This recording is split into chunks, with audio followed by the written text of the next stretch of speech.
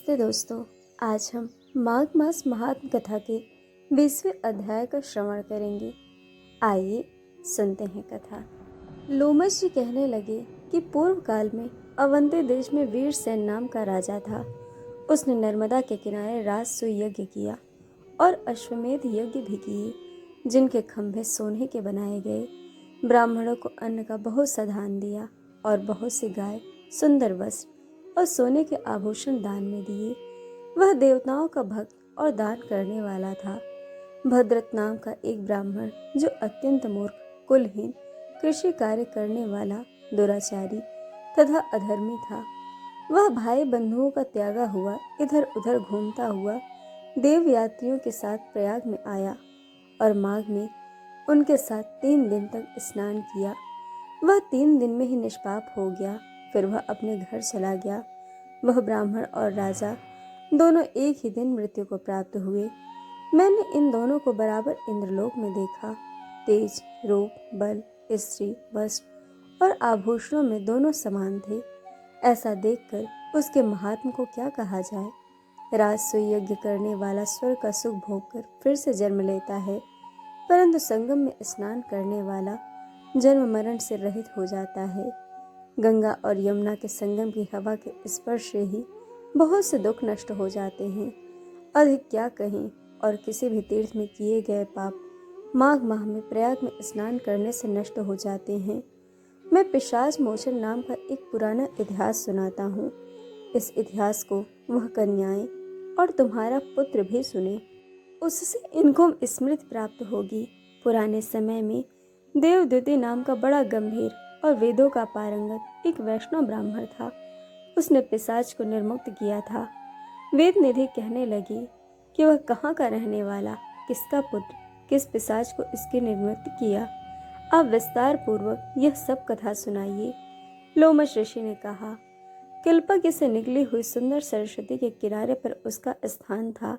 जंगल के बीच में पूर्ण जल वाली सरस्वती बहती थी।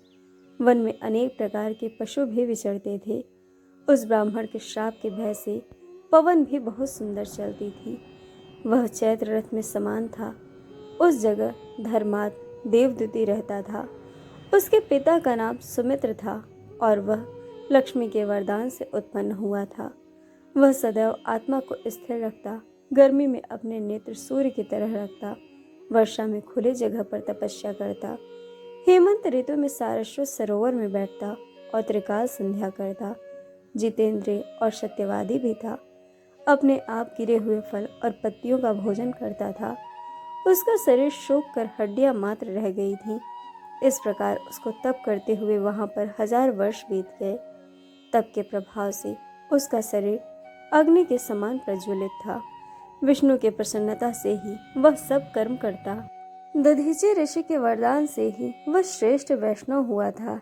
एक समय उस ब्राह्मण ने वैशाख महीने की एकादशी को हरि की पूजा कर उनकी सुंदर स्तुति तथा विनती की। उसकी विनती सुनकर भगवान उसी समय गरुड़ पर चढ़कर उसके पास आए।